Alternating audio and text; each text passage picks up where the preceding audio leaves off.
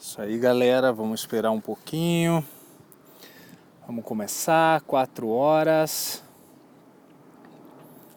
É o momento da gente começar a falar. Se vocês estiverem me ouvindo, por favor, manda um joinha. Estão ouvindo, estão vendo. Fala, pessoal. Muito bom, muito bom. Vou esperar mais um pouquinho. Bem, pessoal, sejam bem-vindos aí.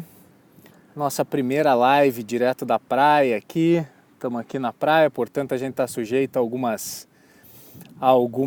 alguns problemas naturais aqui. Um deles são os aviões que passam aqui em cima. Normalmente fazem bastante barulho. Se nesse momento que os aviões passarem a gente tiver que dar uma interrompidinha, a gente interrompe. Essa live é para durar mais ou menos uns 15 minutinhos, 15, 20 minutinhos. E é mais para a gente estar batendo um papo, para que vocês possam interagir, possam estar escutando um pouquinho do que a gente tem para falar. A live de hoje a gente vai falar sobre um sentimento que muitos de nós têm, todos nós temos, né?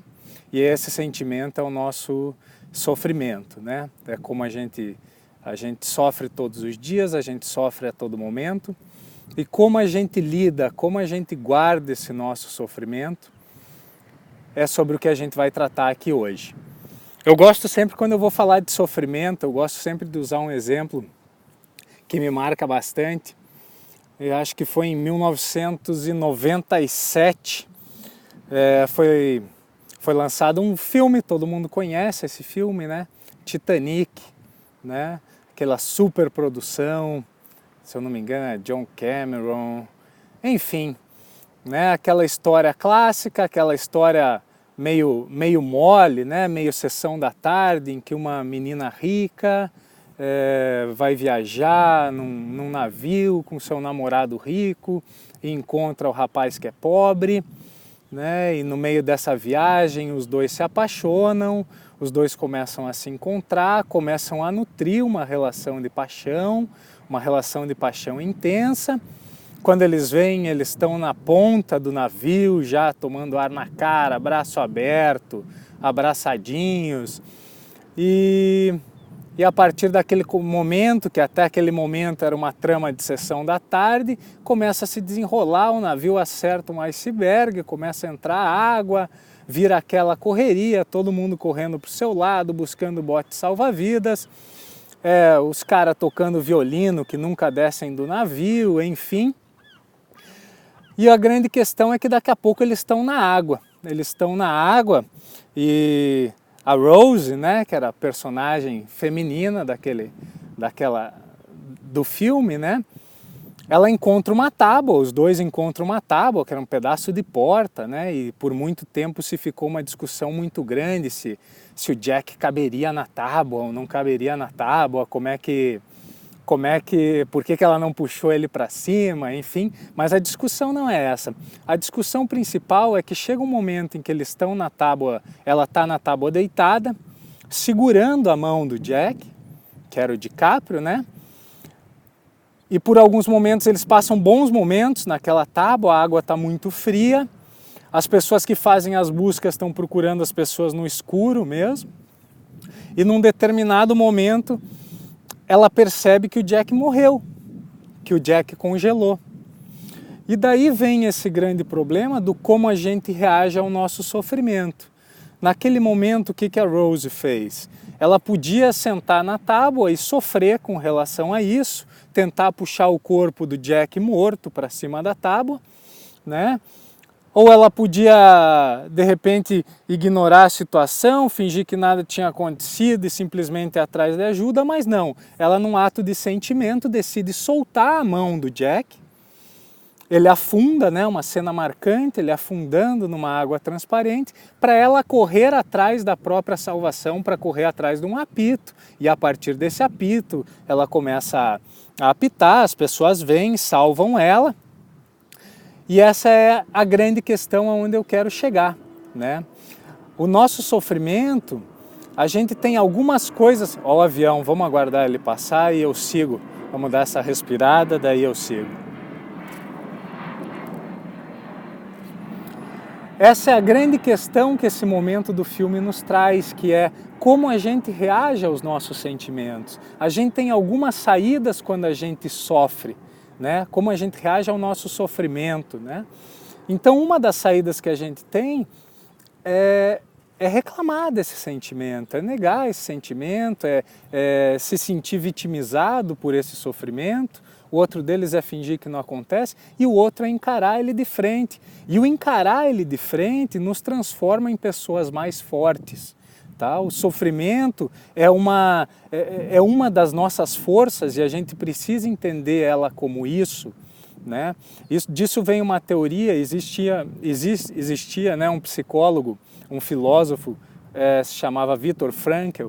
Viktor Frankl era um filósofo judeu que durante a época do nazismo, ele foi para os campos de concentração, foi levado com sua família para os campos de concentração, e a partir dali ele já vinha desenvolvendo essa teoria, mas a partir dali ele passou a intensificar essa teoria dele, que é uma teoria baseada na logoterapia, que seria a terapia através dos sentidos. Como tinha Freud, que fazia a terapia através da paixão, enfim, ele fazia a terapia através dos sentidos. Nossa, agora só um pouquinho, para aí, segura, não foge daí. Agora, além do avião, está passando um helicóptero. Então, só um minutinho que a gente já volta. Vamos lá. Então, Viktor Frankl dizia, a sua teoria era a seguinte, que o homem, ele é moldado, o homem, a força interior do homem, a vida do homem, é moldada de 3 fatores. Do trabalho, que é onde a gente nos coloca a serviço de algo, né? Ele entende o trabalho como isso, o momento em que a gente se coloca servindo a alguma coisa. Através do amor, que é o momento em que a gente realmente se entrega, né? O amor não é aquele pequeno que a gente pensa, eu amo minhas coisas, não. O amor da gente se entregar, isso nos ajuda a construir. E o terceiro item que Viktor Frankl dizia era através do nosso sofrimento mesmo. Tá? Então ele acreditava muito que esse sofrimento constrói a gente, nos transforma em pessoas mais fortes. Né? Quando a gente está falando em força, não está falando de físico, não está falando de músculo, apesar disso ser importante, a gente está falando de força mental para suportar o sofrimento. Né? Se a gente voltar inclusive ao exemplo do Titanic, a gente percebe que a Rose, quando aparece mais velha no filme, né? Eles iam atrás daquele... acho que era Heart of the Ocean, o nome da pedra que eles iam atrás, enfim. Quando ela aparece, você consegue enxergar nela, apesar de ser uma trama, uma ficção ali, você consegue enxergar nela uma pessoa forte. Você olha para ela e entende ela como uma pessoa que sofreu, absorveu esse sofrimento, entendeu, compreendeu esse sofrimento e fez disso uma mola propulsora para crescer, para se desenvolver, enfim. Porque o sofrimento é exatamente o momento em que a gente se confronta com a gente, é aquele momento em que você precisa aceitar, porque o sofrimento é uma coisa da nossa vida, ele é natural da nossa vida. Eu estou aqui agora fazendo esse vídeo para vocês e eu estou aqui no sol, eu estou tomando vento, então eu tenho um sofrimento incômodo, não precisamos entender o sofrimento apenas como o grande sofrimento, a perda de alguém querido, enfim. O sofrimento está nas nossas pequenas coisas, né? Por exemplo, hoje de manhã eu tive que ir para a academia, isso é um sofrimento para mim. Só que esse sofrimento eu encaro como? Eu posso me vitimizar pensando, pô, eu preciso ir para a academia todo dia. Eu posso fingir que não sofro com isso. Eu estou indo para a academia, mas eu não ligo isso. Mas não, eu sofro indo para a academia, eu não gosto de ir lá e ficar correndo, fazendo pedalar, fazer esteira, enfim. Só que eu preciso compreender isso e arranjar força e viver com isso. O sofrimento faz parte da nossa vida. Quanto mais a gente combater ele, mais a gente vai se aproximar da ansiedade, mais a gente vai se frustrar, a gente vai criar outros sentimentos dentro de nós derivados desse sofrimento que a gente quer ignorar. Né? A gente não pode transformar isso numa base de vitimismo. Quem se vitimiza pelo sofrimento é criança.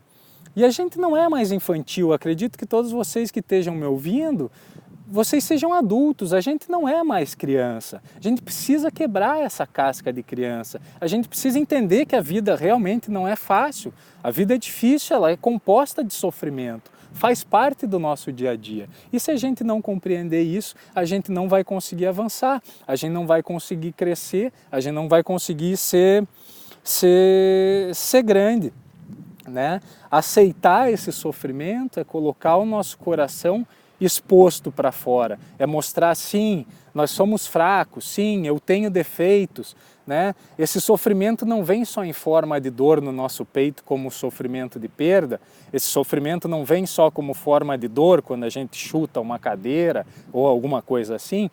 Esse sentimento vem desde... Se você não coloca esse teu sofrimento à prova, por exemplo, quando a gente sente vergonha, quando você sente que está num ciclo a tua vida está andando em círculos, você não consegue sair daquele círculo, você não consegue agir, muito disso é o teu medo de sofrer, é a tua vontade de ignorar o sofrimento, é o teu vitimismo com relação ao sofrimento. Você não sai do teu ciclo porque você tem medo que alguma coisa dê errado, você tem medo de falhar, você tem medo que te critiquem, você tem medo de passar vergonha, né? Quando a gente pega empreendedores no mundo, você vê, os empreendedores são pessoas que têm que conviver com a iminência do sofrimento. Eles sabem que podem sofrer ali na frente. Quando você arrisca num negócio, quando você arrisca numa jornada de trabalho, por exemplo, né, se você está buscando sucesso profissional na tua vida, por exemplo, você vai ter que se arriscar.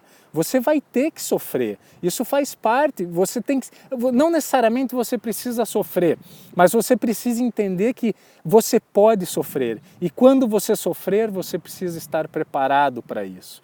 Vamos pegar exemplos assim de pessoas que são pessoas grandes, a gente olha para elas e entende elas como pessoas que fizeram grandes feitos, né? Se a gente pegar, por exemplo, vamos pegar o Mandela, né? Mandela, essa figura ímpar, né? O Mandela passou 27 anos numa prisão em Robben Island. 27 anos. O Mandela tinha algumas oportunidades na vida dele com esse sofrimento. Uma era se fazer de vítima da situação em que estava passando. A outra era fingir que estava vivendo tranquilo ali, ou tentar se suicidar, ou fazer alguma coisa para não passar tanto tempo na prisão. Mas não, Mandela na prisão usou essa força do sofrimento dele, fez um bacharelado, aprendeu línguas, escreveu uma biografia, enfim, saiu de lá, se virou presidente da África do Sul. Enfim, o sofrimento dele se transformou em força. Ah, mas ele é o Mandela. Não, ele não é o Mandela, você é você. Pegue o teu sofrimento e transforme ele em força. Olhe para ele, aceite que você sofre, aceite que é uma mola propulsora, ame o teu sofrimento. Como eu disse antes, ame de se entregar, ame de se expor, ame de colocar o teu coração à prova para esse teu sentimento. É isso que você precisa fazer, né? Ah, mas você pegou o Mandela, não tem outros exemplos, vamos pegar. Tem um exemplo que eu gosto muito, Steve Jobs. Steve Jobs sempre foi um cara que todo mundo sempre falou que ele era uma pessoa muito grossa, sempre foi uma pessoa visionária, mas uma pessoa muito grossa, sempre tratou mal as outras pessoas, enfim. Um dia Steve Jobs foi diagnosticado com câncer. E ele mesmo, né, tem um clássico discurso que ele dá numa universidade, se eu não me engano é Stanford, aqui nos Estados Unidos, ele dá um clássico discurso em que ele diz o seguinte: ele diz que a vida dele, depois que ele descobriu esse sofrimento, que ele teria que encarar a morte, né, que a morte estava na frente dele, esse câncer não tinha cura, foi a partir desse momento que ele começou a dar valor para as verdadeiras coisas da vida. Né? Ele passou a se dedicar mais para a família dele, passou a estudar mais, passou a pensar mais em qual obra ele deixaria para o mundo, enfim, se entregou com amor ao sofrimento dele, a um sofrimento que é inevitável. Né? Inevitável para ele, inevitável para mim, inevitável para você, todos nós vamos morrer. Não adianta a gente querer ficar fugindo do nosso sofrimento, fugindo de coisas pequenas e não começam nas coisas grandes. O sofrimento começa nas coisas pequenas, né? E do sofrimento vem, as pessoas me perguntam muito, né? Ah, mas o Summer Never Ends, o que é o Summer Never Ends, né? Você morar na praia, viver na praia todo dia, é você não trabalhar, o que é o Summer Never Ends? E é aí que as pessoas têm que entender. O meu Summer Never Ends foi um momento na minha vida em que eu decidi, em que eu olharia para os problemas da minha vida de modo diferente. Eu já tinha quebrado empresa, não que eu tive sofrimentos extremos, mas eu tinha quebrado empresa, eu tive vergonhas no meu trabalho, eu tive vergonhas em vida pessoal, seja com relacionamentos, enfim. E a partir de um determinado momento, como o verão é uma coisa que eu amo, eu decidi dar esse nome, Summer Never Ends, porque eu me botei na cabeça que poderiam vir verões, poderiam vir invernos, quer dizer, poderiam vir outonos, mas que o meu verão sempre continuaria ali, ele já voltaria. E é dessa forma que eu passei a enxergar os meus sofrimentos. E a partir desse momento, eu tive sofrimentos, eu tive problemas com outra empresa minha, meu pai faleceu nesse processo, e eu encarei tudo isso de uma forma, é óbvio, é doído, é sofrido e não é para fingir que não seja. Mas você olhar para isso como uma parte da tua vida, como uma mola propulsora da tua vida, como uma mola propulsora da tua transformação na vida, no teu modo de ver a vida, no teu modo de sentir a vida, isso é transformador. E é isso que eu quero que passe para você. Eu quero até aproveitar porque eu normalmente não posto coisas de Dia dos Pais, por exemplo, em Instagram tal, porque eu não sei se tem Instagram no céu, mas se tiver Instagram no céu, meu pai não está me seguindo, então não adianta nada eu postar, né? Porque ele não está me seguindo.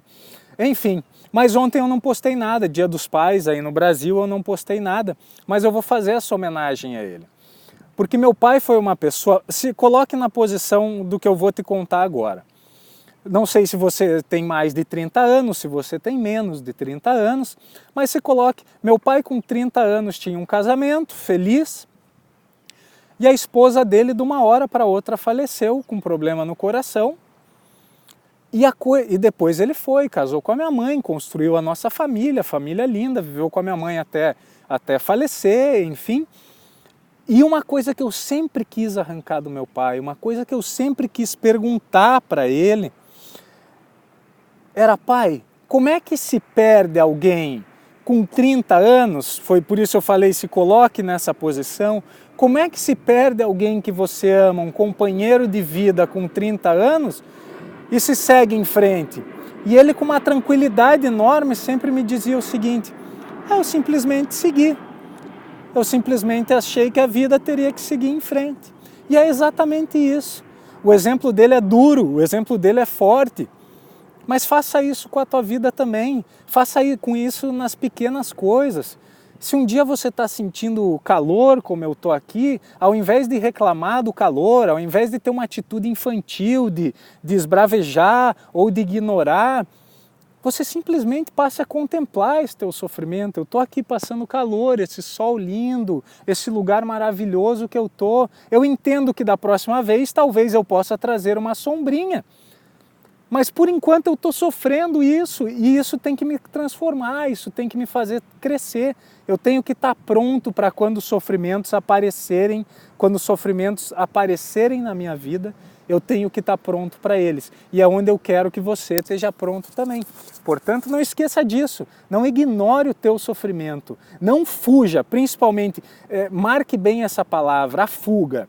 Não fuja do teu sofrimento. Não evite o teu sofrimento. Ele é inevitável. Tá? Se você não acreditar em mim, tudo bem, você vai dar de frente com ele. Não ignore o teu sofrimento. Ame o teu sofrimento. Quando chegar o momento de você sofrer, ame o teu sofrimento. Faça ele se transformar em carne em você. Faça ele se transformar parte da tua energia vital. Tá? Porque só aí você vai estar pronto, cada vez mais você vai estar pronto para amar, cada vez você vai estar mais pronto para mostrar o teu serviço para o mundo e cada vez você vai estar mais pronto para ir em direção da vida que você sempre quis. Tá bom, galera? Estou chegando meio ao fim, aqui são 4h20, isso aqui é uma hora emblemática na Califórnia. Qualquer dia eu conto sobre isso para vocês, algumas pessoas já devem saber o que é, mas qualquer dia eu conto. Hoje começou só o último avisinho, hoje começou o nosso Summer Never Ends, nosso curso. Estou muito feliz em ver todo mundo já tentando buscar a vida que sempre quis, tentando se conhecer um pouquinho melhor. E a partir de agora, toda segunda, nós vamos estar fazendo esse bate-papo de aproximadamente 20 minutos, em que a gente vai conversar sobre algumas coisas da vida, sobre coisas que a gente pode evoluir. Tá bom, galera? Se vemos na próxima semana, um grande beijo, obrigado por estarem aí.